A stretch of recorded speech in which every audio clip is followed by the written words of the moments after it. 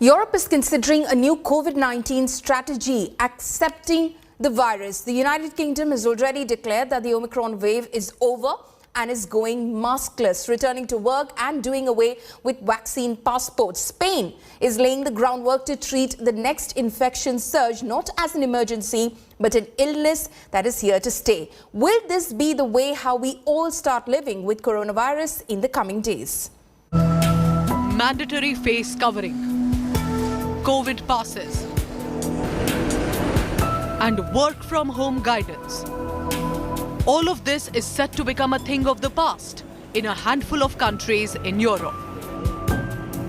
Infections are falling in some parts of the world, but the WHO has not said the pandemic has moved to the epidemic stage. And that too, if it happens, is not the best case scenario. Endemic in itself does not mean good. Endemic just means it's here forever. What we need to do is get to low levels of disease incidence with maximum vaccination of our populations so nobody has to die. That's the end of the emergency, in my view. That's the end of the pandemic.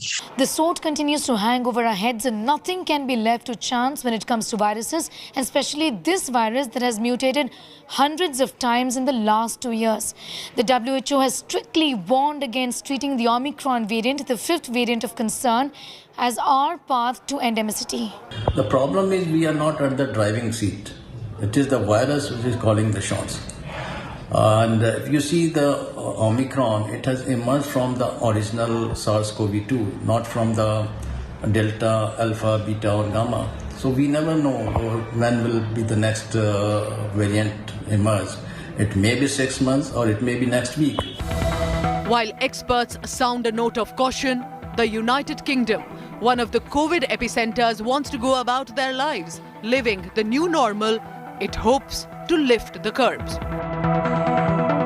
The good news is the number of people in ICU has been coming down, certainly in London, which was the epicenter.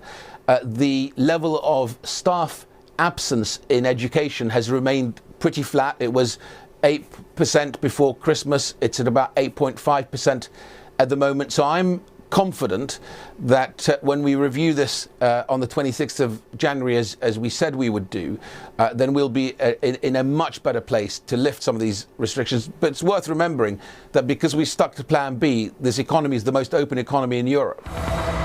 Spain, with one of Europe's highest vaccination rates, has its government laying the groundwork to treat the next infection surge not as an emergency but an illness that is here to stay.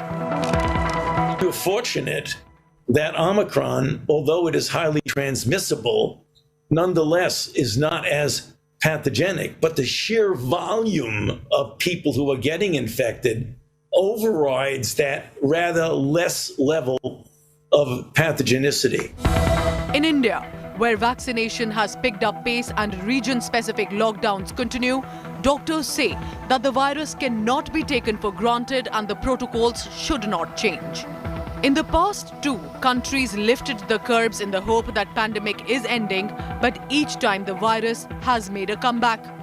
Is it too early to predict a return to the normal life?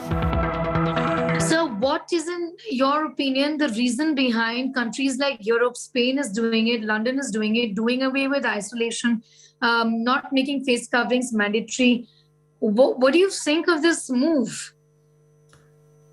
I am actually not. So if you look at who has done well in this pandemic and who has not done well in this pandemic, I would not look at Europe or UK as the best examples of who has done well. Look at Japan.